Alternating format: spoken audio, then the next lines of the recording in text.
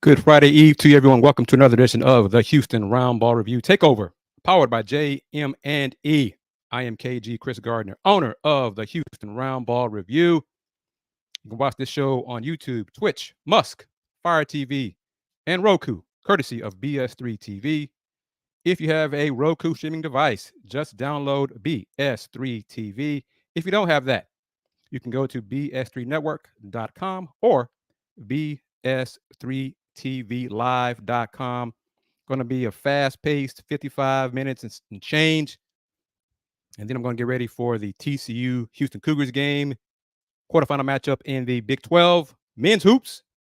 And then after that, of course, we'll have Let's Rage Cougs here on the Houston Roundball Review YouTube channel, on Paul Slamma Jamma YouTube, and Paul Slamma Jamma on Musk.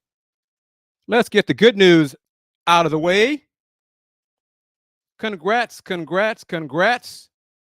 the Rice Owls women's basketball team for becoming the champions, winning 4 games in 4 days, and becoming the 2024 American Athletic Conference women's basketball champs. They punched their ticket to the NCAA tournament. 4 games in 4 days, 4 wins, 4 days. They ended the regular season, well, conference season, on a 5-game losing streak. But they turned things around and won 4 straight to win the AAC Women's Championship. Mr. Tran, how are you doing? Thank you for joining us. Miss Wanda, how are you doing? Oh, Rex, how you doing? Uh-oh, Ron is right. Ron is right. Yep. I'm going here with Tran as well. Let Ron go. Let me say this, as folks are joining in, trickling in, and that's fine, no problem here as you're watching on Facebook and YouTube and the social media platforms. Some info. For the 4th time in program history, the Rice women's basketball team is headed back to the NCAA tournament after defeating reigning champion, 9th-seeded East Carolina 61-41 in the AAC championship game Wednesday night at Dickies Arena. Rice was the 10th seed. 4 straight games, 4 games, 4 nights. Won them all. Headed to the dance. Rice earned its first NCAA tournament appearance since the 2018-2019 season. Malia Fisher was named the MVP of the tournament, while her teammates Destiny Jackson and Susie Ungalafak were all named to the all-tournament team along with Malia Fisher. Here, Rice earned its first NCAA tournament appearance since the 2018-19 season. That means this trip will be their second since 2018-19 season. 2 different head coaches. 18-19 was Coach Tina Langley. This year, Coach Lindsay Edmonds. Meanwhile, my beloved alma mater, head coached by the same person for 10 seasons and 0 trips to the NCAA tournament. 10 seasons, Ronald Huey, 0 trips to the NCAA tournament. Let's look at the record. In 10 seasons, Coach Huey is 135 and 170. 0 NCAA tournament appearances. Look at those records. This year, 14 and 16. Look at the average attendance at home. This year, high watermark. That looks stellar. 1,380. Last season, 775. Went 15 and 16. The 21-22 season, home attendance averaged 368. 2021, 17 and 8. Home attendance averaged 268. I can go on, and I will. 1920, a losing record, 12-19, but 1,279 average. I think UConn was still in the conference then, probably. 18-19 season, 15-16 record, 977 average. 2018, I think that was over at TSU. 2012, average attendance, 851. 2016-2017 season, 12-19. Average home attendance, 717. In the last two, his first 2 years at Houston, both times 6-24. Average attendance in the 2015-16 season, 643. His first season, 2014-2015, average 428.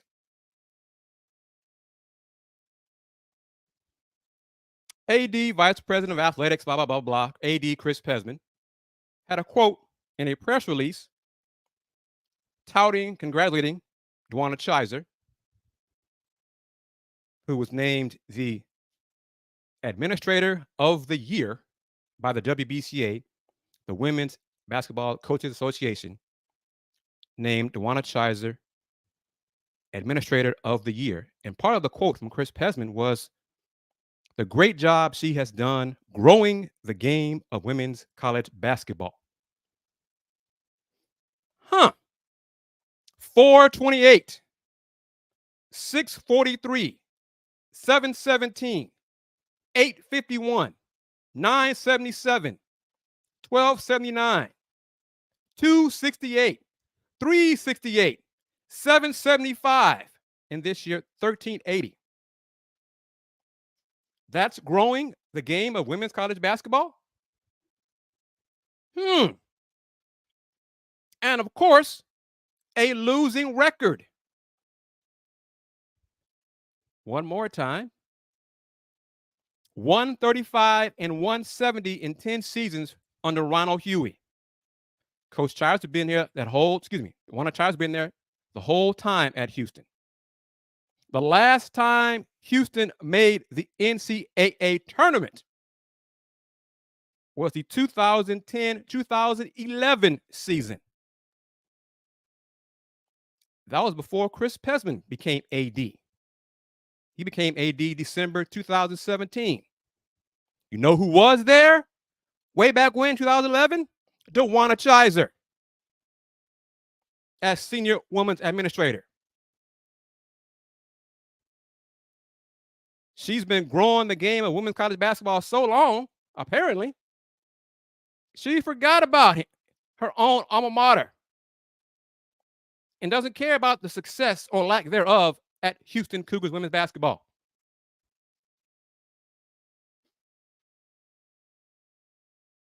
Ms. Wanda, I believe you are correct. I believe they will bring Coach Hughey back for an 11th season. Why? What is the justification of this? Except beyond the fact that Houston does not want to spend the money to pay him and his staff off, and bring in a new staff. What other justification is there? It's not attendance. No one comes to the games. There's the Big 12 now, and we're going at it. Trans brought it up. He's referenced a few of his comments here on the YouTube channel at Houston Roundball Review. But listen to these words. Watch and listen to these words from Coach Ronald Hughey after their first round loss to Texas Tech last Thursday of the Big 12 Women's Basketball Championship. Listen to this. First of all, I'd just like to thank our seniors in our group just for, a great year for us. Again, coming into the Big 12, which is the best conference in the country, we had an opportunity to get some quality wins. We got 5 conference wins and had a chance to play some really grueling, tough games. I know some teams around the country that went into different conferences and didn't even win a game. So again, for us to come in and compete. Let me stop right there. He knows some teams. First, it was a great year. They finished under 500. They only won 5 times in the Big 12. He knows some teams in new conferences, first year new conference, didn't win any games. Well, I know one that did. The Rice Owls. They won so many games, they won their conference championship.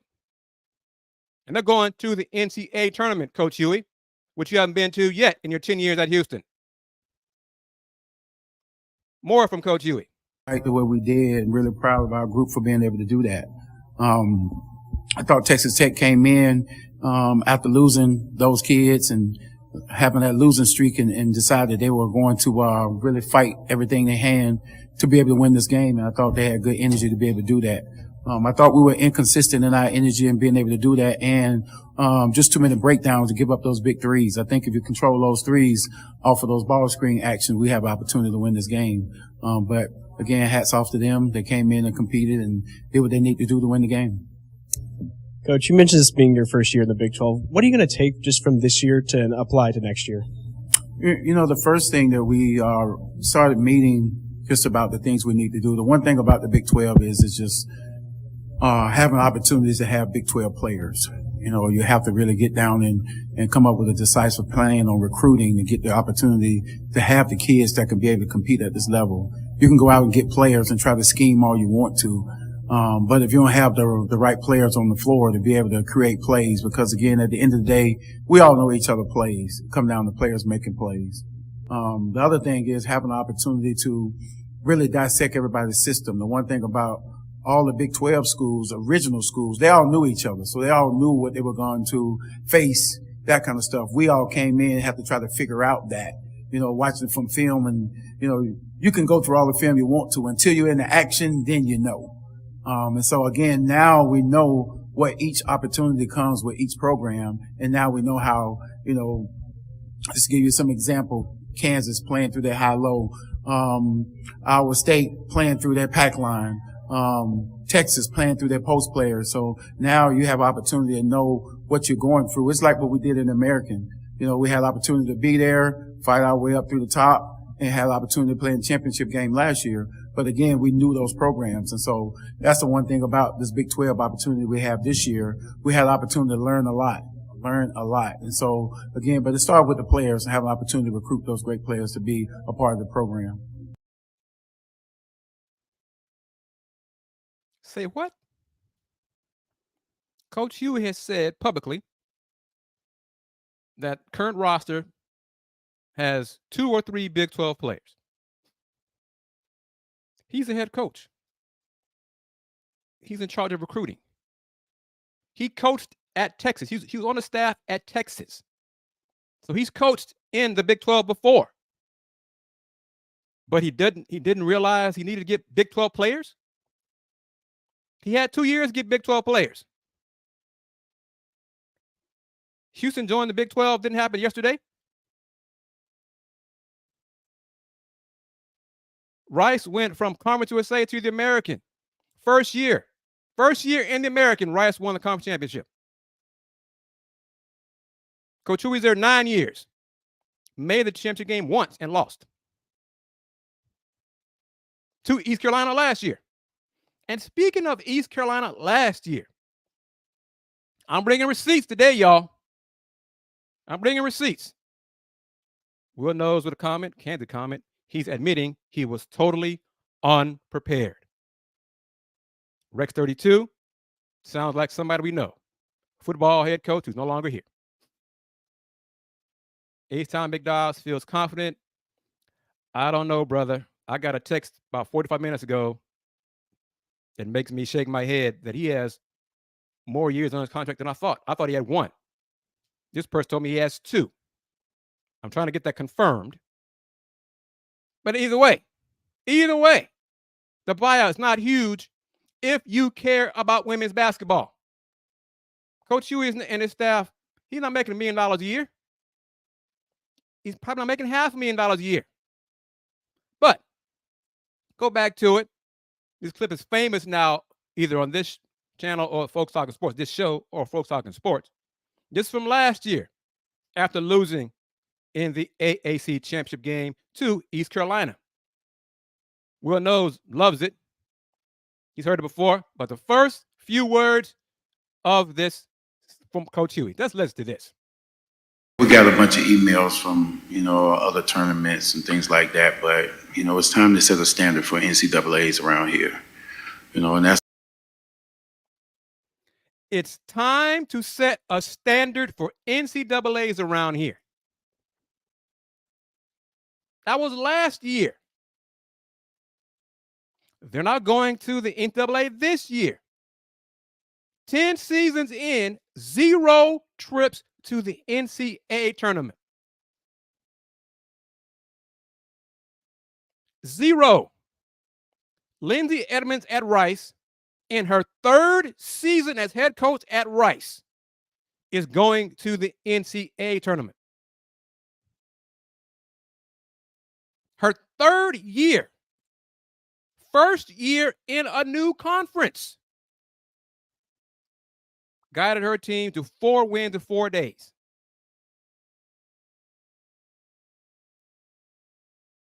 And again, kudos and congrats to Coach Edmonds, her coaching staff, the entire staff, and her players for getting it done and going dancing. You'll find out Selection Sunday, March 17th, what is it, I think 7 o'clock Central Time, where they're going. I think they'll be going to Austin in the Longhorns bracket. Pod. The Longhorns won the Big 12 Conference Championship, led by freshman Madison Booker, who's not only a freshman, one of the best players in the country, and she just happens to be a freshman. Longhorns beat Texas. Longhorns beat Iowa State. Iowa State led by 2 freshmen. One of them, Audie Crooks. Audie's built like Courtney Paris. Freshman. As long as NIL doesn't get in the way, she'll be at Iowa State and causing problems in the Big 12 for 3 more years. Houston.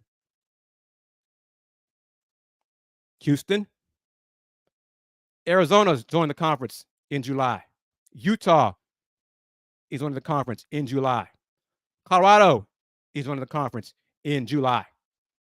Those programs are already better than the Houston Cougars women's basketball program.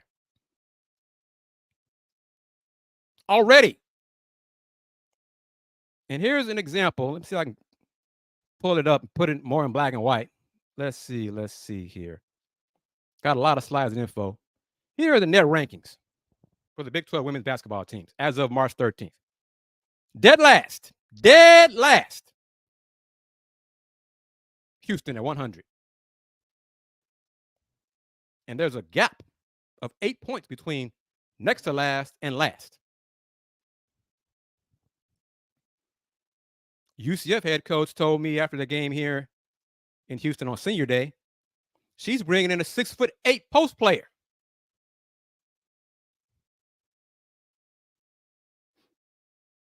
To compete against the other post players in the Big 12. Houston doesn't have that. One more time. Houston women's basketball in the net rankings, dead last. 10 years. And this is what Houston has. 10 years. But the standard is getting to the NCAA. The man said that himself.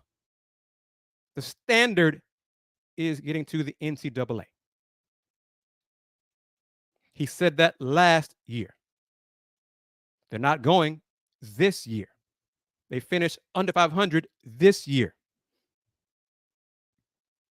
I say all of this, all of it, because yes, I did, and I do expect him to be back next season. I've had different folks tell me, no, he's gone. He's gone. Some of those folks told me that same thing last year, and he came back. His buyout is not, it's not my money. Okay, I'm struggling to get by as it is. Advertising is truly needed here on this show, on this platform. But in terms of you claim to be big time athletics, a buyout for Ronald Huey and his staff is a drop in the bucket. A drop in the bucket.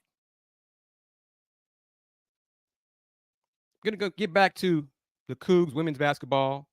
Definitely going to talk about UH men's basketball in these moments here on this edition of the Houston Roundball Review Takeover, powered by JM&E, streaming live on Roku via BS3 Network. Once again, I'm wearing the shirt repping the family, wearing the BS3 shirt.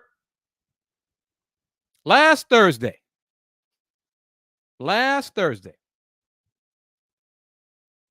HCU announced that they were moving on from head coach. I love how it's phrased now. A lot of programs are parting ways with their coaches. Coach Ron Carter, who's head coach and AD at Houston Christian for a long time. He was there a long time. Here's a quote from the AD, Steve Maniaci, last Thursday. Houston Christian University, its athletes, friends, and followers will be forever grateful for the career that Coach Cottrell has had here. He has impacted the lives of countless athletes in his role, not just as a basketball coach, but also as longtime athletic director for the past 34 years. We are truly indebted to him for his service, and we wish him and his family nothing but the best. He and they will always be a part of the fabric of HCU athletics. I reached out to Steve Maniaci. It's going to be a theme here next few moments. I reached out to Steve Maniaci to get his quote, comment on what he's looking for in the next head coach. That's what he said to me. We're looking first and foremost, as we always do, for someone who is a good mission fit for the university. Then we'll look for someone with a lot of energy who sees what we have to offer as an advantage as opposed to seeing all of the disadvantages. If they have had head coaching experience and all else is equal, that would be a selling point.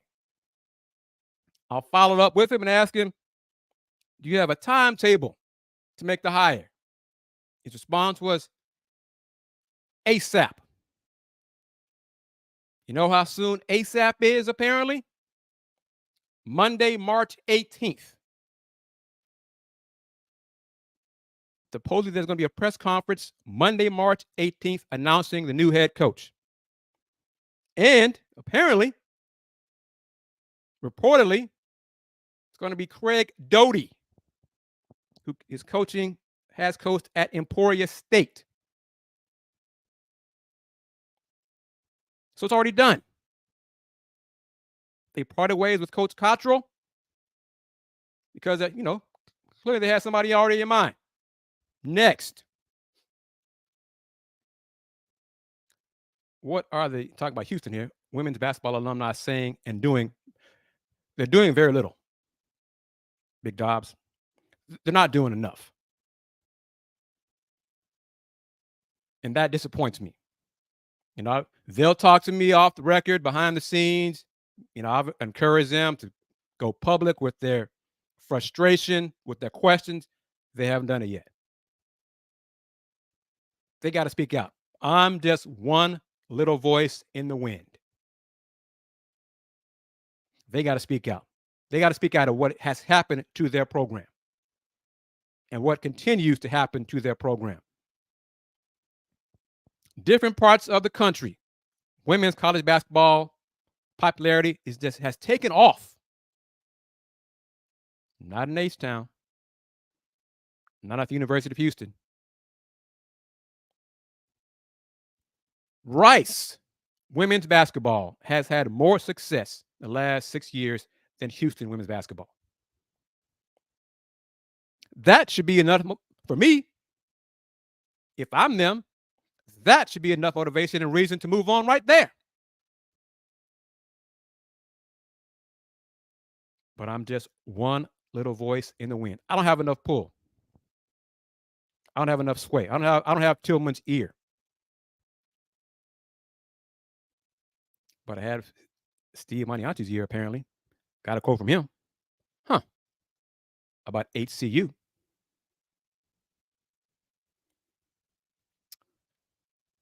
I contacted Chris Pesman earlier this week. Crickets. Crickets. Nothing from him. Nothing from the SWA. I'm told to go through the communications person for info regarding the women's basketball program. That's what I've been told. Yet, you get comment from an AD at another program, no problem talking to me. Rice men's basketball today, this morning, on my birthday. Shout out to Simone Biles, Billy Crystal, Steph Curry, Quincy Jones for March 14th birthdays. Rice Owls decided to part ways with Coach Scott Parra. AD Tommy McClellan said in a public press release, "I appreciate the efforts of Scott and his staff and the dedication to their student athletes. But over the course of this season, it became apparent to me that a change in the leadership of our men's basketball team was needed for it to become a championship caliber program. President DeRoche and the Board of Trustees have shown a great desire for this program to take its place among the best in the AAC and agreed with my assessment that a coaching change was the appropriate step towards reaching that goal." End quote. This is AD McClellan's, I believe, first year as AD. So it's not a surprise. New AD wants to bring in his own people, new head coach. Not a surprise. Coach Parra was in his 7th season. He was 7 seasons at Rice.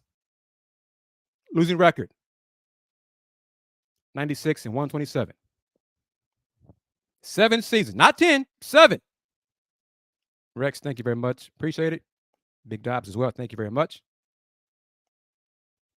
Again, new AD at Rice. He saw, I love how he phrased this too. Over the course of this season, it became apparent to me that a change in the leadership of our men's basketball team was needed.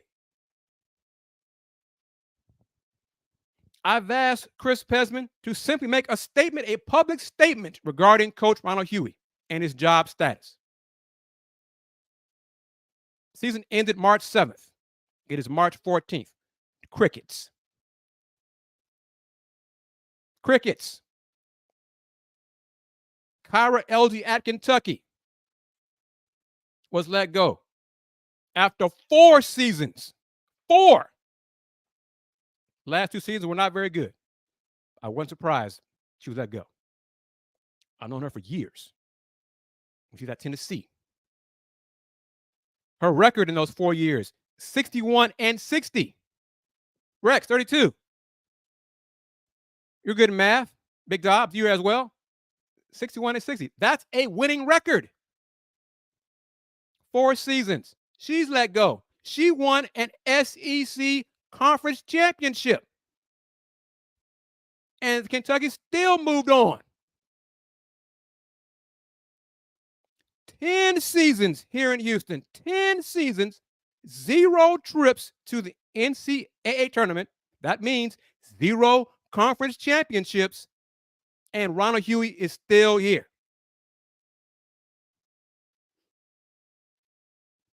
I don't blame Coach Hughey.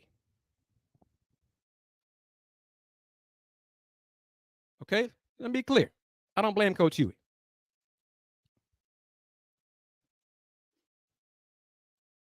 He's not paying himself. He's not writing his checks.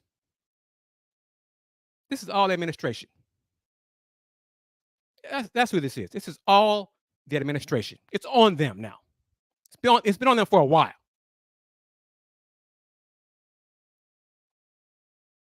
Chris Pesman hired December 2017. What has he been looking at since 2017 women's basketball? Or is he just giving it all to Dewana Chiser, the senior women's administrator? Again, Rice women's hoops made the NCAA tournament in 2018-2019 season under Tina Langley. Tina Langley moved on to Washington, replaced by Lindsay Edmonds. Lindsay Edmonds, in her third year at Rice, is going to the NCAA tournament. Rice women's basketball, 6 seasons, 5 seasons, 2 trips. Houston, 10 seasons, 0 trips. Houston, since 2010-11, that was the last time the Cougars made the NCAA tournament for women's basketball. 2010-11 season.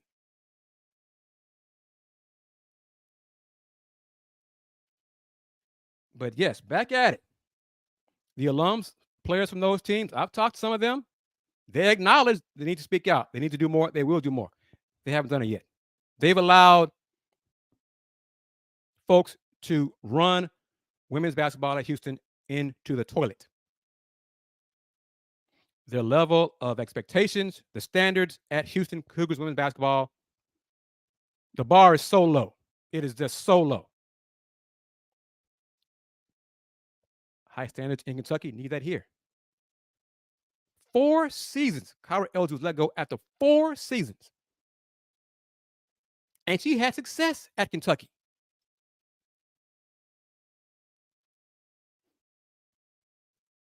Make it make sense to me, people. Make it make sense to me. But yes, I'm waiting for confirmation because like I said, I got a message an hour ago now that Coach Huey has 2 years after this season left on his deal. Not 1. I thought it was 1. Another person said he has 3 years left on his deal. Regardless, the buyout is not a lot if you care about women's basketball.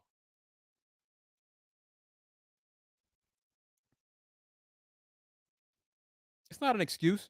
It's what it is. Pesman only cares about football and men's basketball. I want to add that word in that important word, men's basketball. He doesn't care about women's basketball. He's trusting folks he shouldn't be trusting.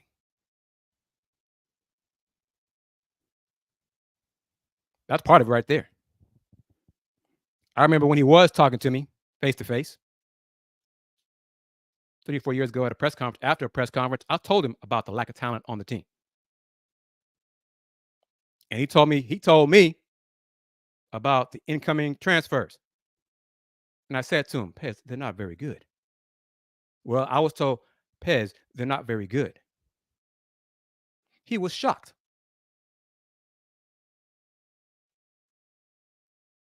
That's what we're dealing with. That's what I'm dealing with. But I won't be dealing with it much longer. I can spend more time at Rice. They win. They go to the NCAA tournament. I can cover the men's team at Houston. Hopefully get to a point where I can go on the road with them a few times. So until Houston women's basketball makes a change, I can move on. And there won't be any media at the home games. Local media, and it's not their fault. Let me be clear. It's not their fault. Local media does not spend time with Houston women's basketball. Why should they? There's no success. There's no postseason success there for them to care. So I'm going to just do what my colleagues do and ignore them until they make a change or until, happily, Ronald Huey guides them to the NCAA tournament, whichever comes first. I think I can go through. We're not going to take a break. Oh, no, I mean, it's not imperative that I do it, but I want to do it as well. Remind everybody, you are watching the Houston Roundball Review Takeover, powered by JM&E, streaming live on Roku. I'm happy to say and proud to say I'm part of the BS3 Network family. So as always, I want to give you guys a little hint of what BS3 BS3 TV is all about. Be back in 90 seconds.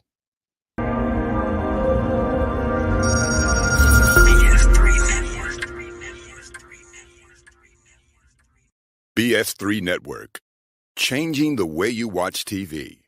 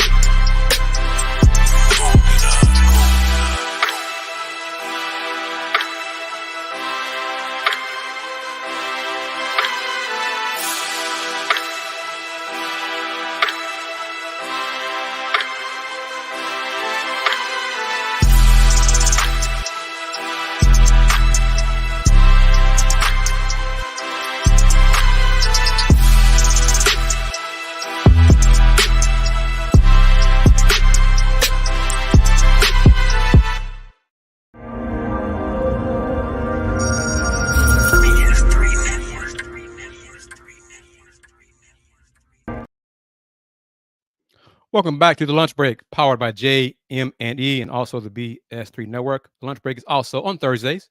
The Houston Roundball Review Takeover. I am, of course, KG Chris Gardner, owner of the Houston Roundball Review. You're watching me on Facebook, YouTube, Twitter, Musk, X, Fire TV, and of course, Roku via the BS3 Network, BS3 TV, changing the way you watch TV. If you have a Roku streaming device, just download BS3 TV. If you don't have it, just go to bs3network.com or bs3tvlive.com. C837, thank you very much. Appreciate that. Thank you. Thank you. Truly. I appreciate that support and your comments and spending time here on the Houston Roundball Review on YouTube. Joe Mendez, Joe as well. Thank you very much. Good to meet you. Saturday as well. It is really cool to see folks face to face and meet them in person.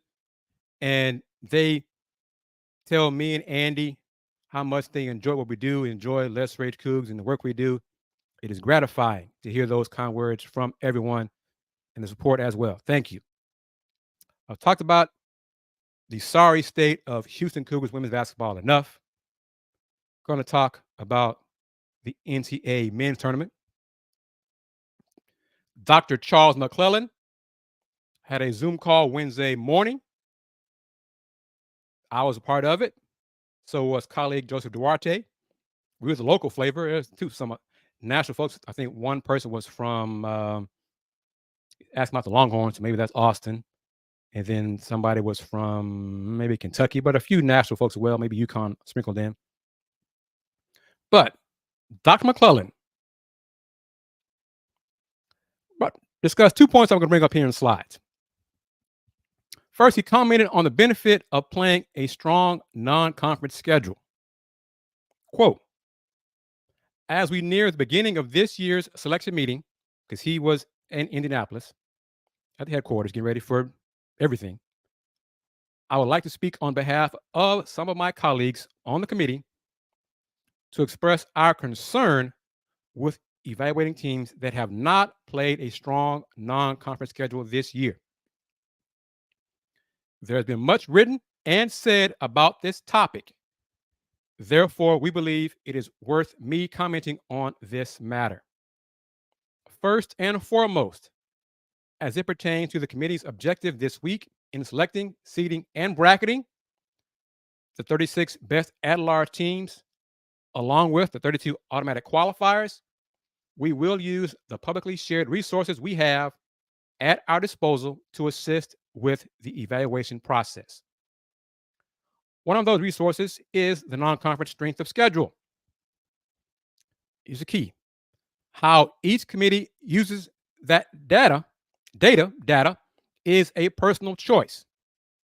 It's important to note that we also will use the overall strength of schedule, which is inclusive of a team's entire body of work. Nevertheless, the non-conference strength of schedule is a resource that has been in place for decades.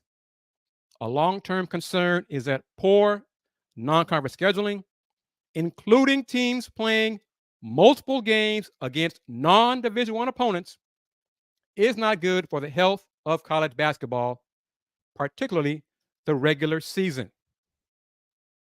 A good non-conference game not only offers a team the opportunity to enhance their resume, but also helps popularize the game in the early stages of the regular season.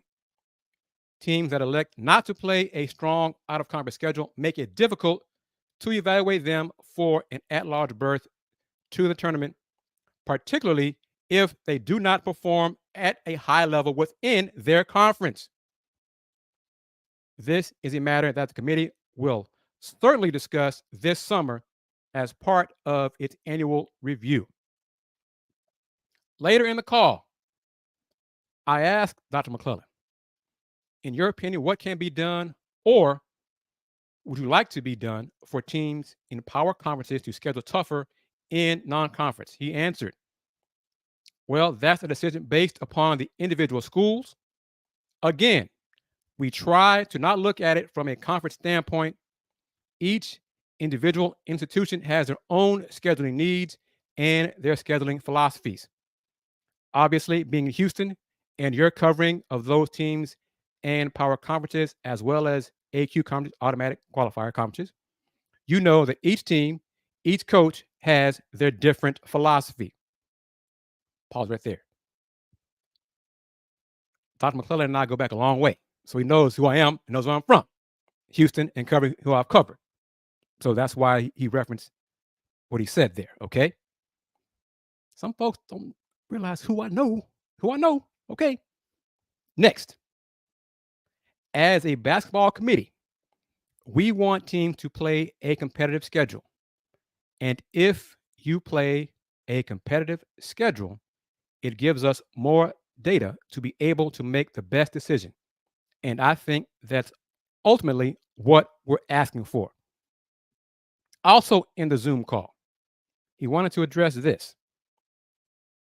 It's belief that the conference title games played on Sunday before the selection show are not factored into the selection committee's decision-making regarding the final bracket, seeds, etc. that is released to the NCAA's broadcast partners and the public. Quote, now I would like to address the false notion that because the selection show begins at 6 p.m. Eastern on Sunday on CBS, that games played on Sunday aren't factored into the selection, seeding, and bracketing process. I can say definitively that nothing could be further from the truth.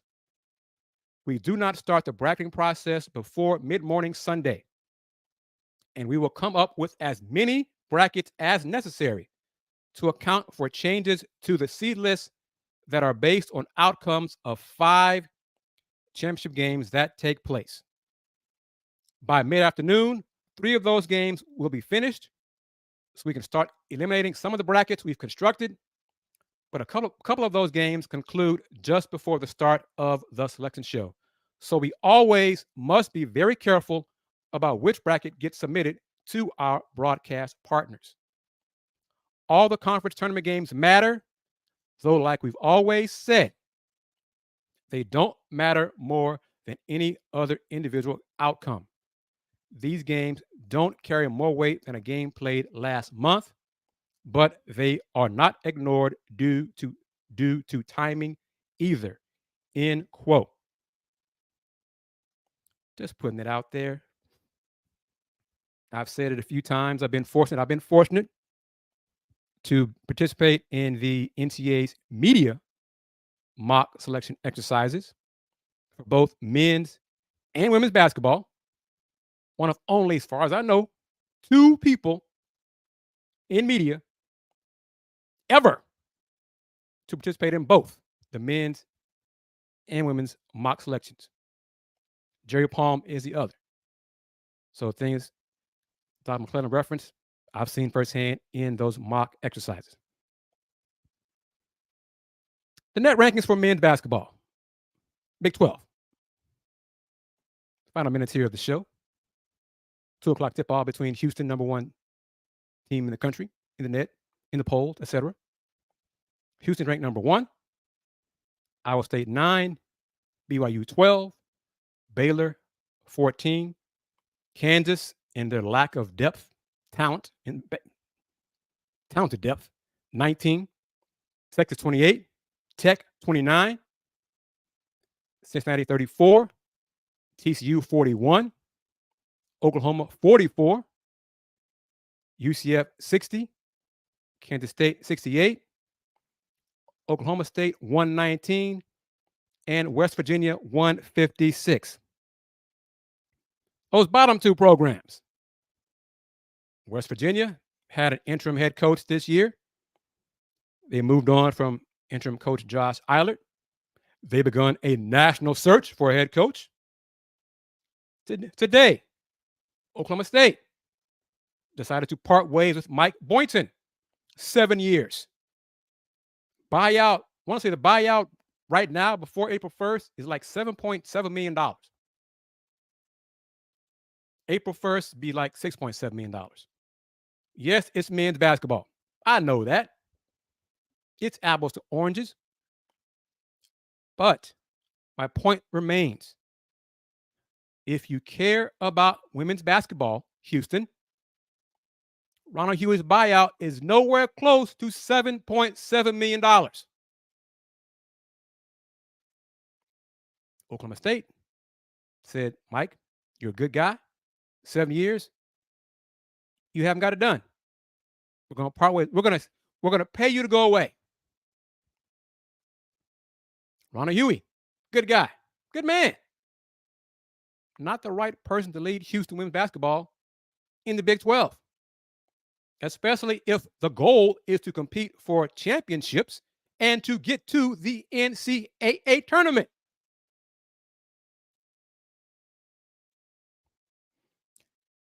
Make it make sense, Will. Make it make sense, Joe. Make it make sense, Wanda, Rex, CA37. Make it make sense. Make it make sense. Recap real quick. First round results of the Big 12 men's championship. First round, UCF beat Oklahoma State. That was it for Mike Boynton. He was done.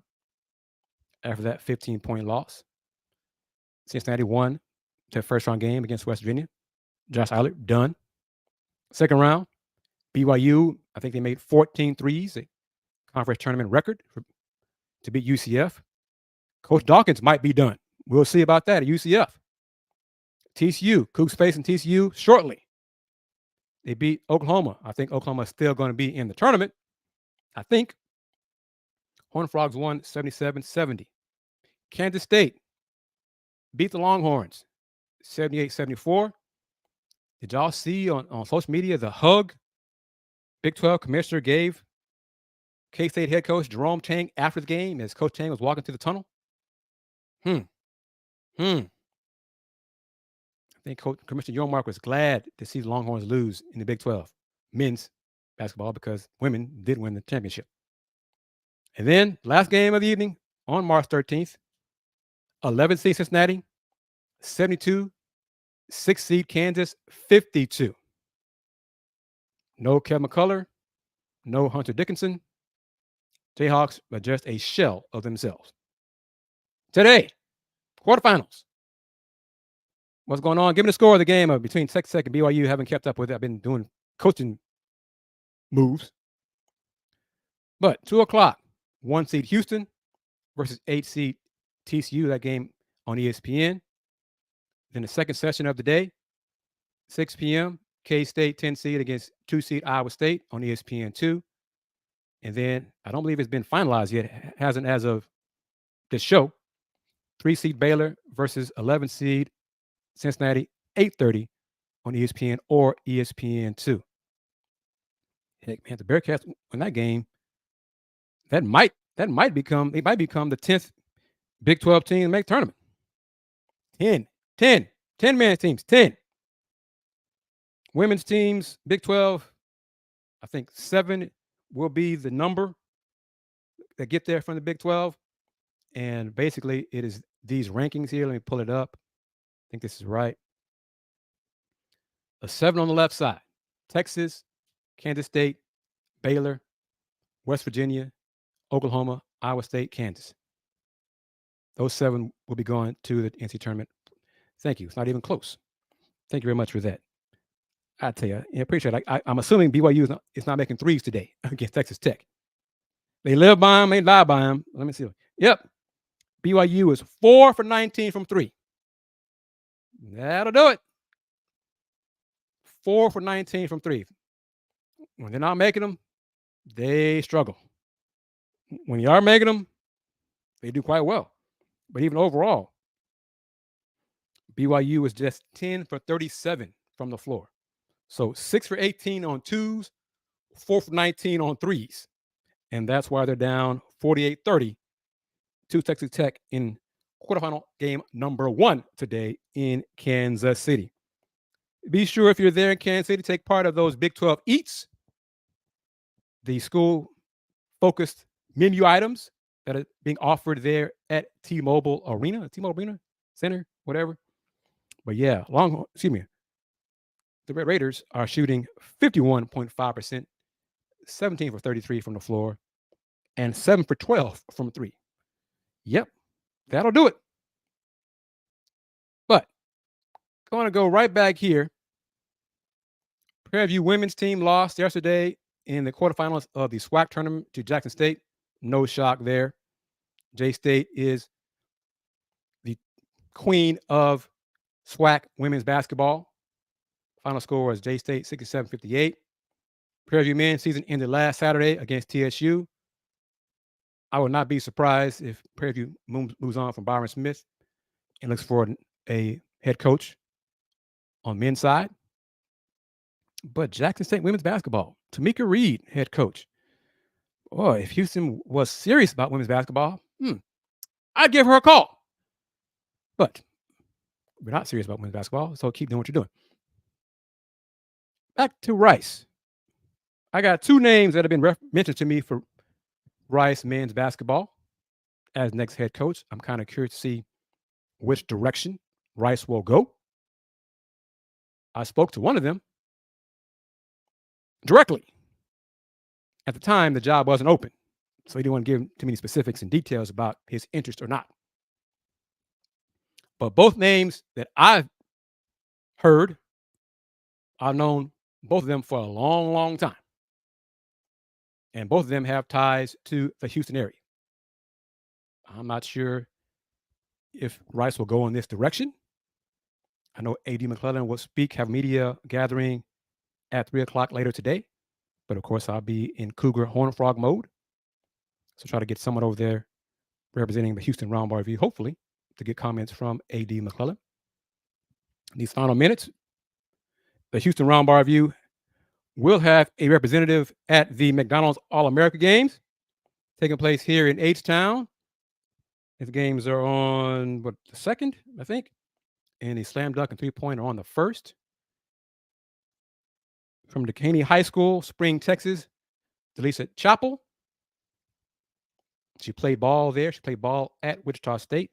She will be representing the Houston Roundball Review at the Mickey D's All-America events. April 1st, in the evening, the 13th annual Guy V. Lewis Award will take place at East River 9. We will recognize the top 10 boys high school players in the greater Houston area and announce the winner of the 2024 Guy V. Lewis Award. 5 juniors, 5 seniors, some talented young men. Past winner, Jalen Lowe at Pitt. We've seen him help beat Duke. Year before that, from Crosby High School, Mr. P.J. Haggerty, named AAC Freshman of the Year. This year, he was redshirt freshman after transferring from TCU to Tulsa. One of the top scoring freshmen in the country this season. and it's up for Freshman of the Year award, winner of the Guy V. Lewis Award. Got talent here in Houston on the boys' side. Got talent here in Houston on the girls' side. Got two young ladies who are McDonald's All-Americans from this area. Neither going to Houston. One's going to Florida, Shaq's daughter. I think one's going to Texas. Birthday plans, Rex, today? No, because I'll be doing Let's Rage Cougs and then Rockets later on, Rockets to Wizards. This weekend, yes. How long? Will knows. I hope a week. That's my hope, is a week or less. But someone probably will come, might be Kentucky, might come calling and get Coach Reed to take over that program. Probably won't be Houston, unfortunately, because, Chris Pesman, DeWanna Chizer, and President Couture don't even realize what's going on over there at Houston regarding women's basketball. But there we go. Again, want to acknowledge Rice South women's basketball team and the program for winning the AAC championship and punching their ticket to the big dance. Rice won Wednesday night over Rice as a 10 seed in the AAC championship, beat 9 seed East Carolina 61-41. So kudos to head coach Lindsay Edmonds in her third year, Will knows, her third year, Rex, her third year, CA37, her third year at Rice. First year in a new conference. And they're going to the big dance. Houston, led by the same man, same person, 10 years, and 0 trips to the big dance. Thank you as always. I am KG Chris Gardner of Houston Roundball Review. You have been watching and hopefully enjoying this edition of the Houston Roundball Review Takeover on the lunch break. Throwback Thursday, powered by JM&E. Streaming live, Facebook, YouTube, Twitch, Fire TV, and Roku via the BS3 network. Subscribe to this channel. Tell your friends about this show. Tell your friends about the Houston Roundball Review. Tell your friends about the Houston Roundball Review merch, like this mug, the caps, the hoodies, the tie-dye shirts.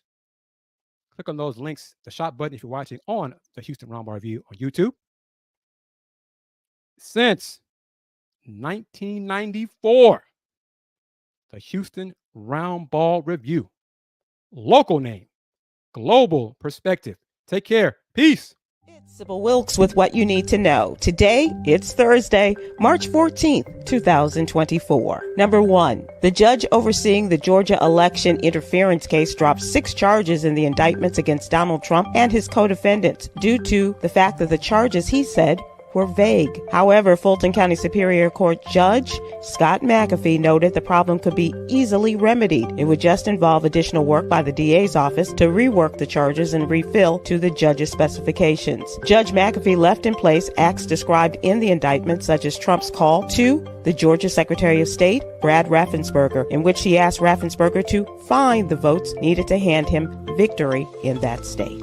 Number 2, Black activists, political leaders, and supporters of DEI programs are calling for a boycott of colleges and universities in response to the rising tide of anti-diversity, equity, and inclusion legislation sweeping across several states. This call to action targets states that have either promoted or passed anti-DEI policies, with Florida being a focal point due to recent legislative actions. The NAACP has even urged current and prospective Black student athletes to reconsider attending predominantly white institutions in the Sunshine State. Number 3, in our Life's Essential 8 series, we are now looking at how to quit tobacco. The first step to quitting smoking, vaping, and using tobacco is to understand the risks and health effects for you and your family. Smoking is the most preventable cause of death in the U.S. It's linked to about 1/3 of all deaths from heart disease and 90% of lung cancers. Read more from the American Heart Association about the benefits of quitting smoking and tips on how to kick the habit in today's newsletter.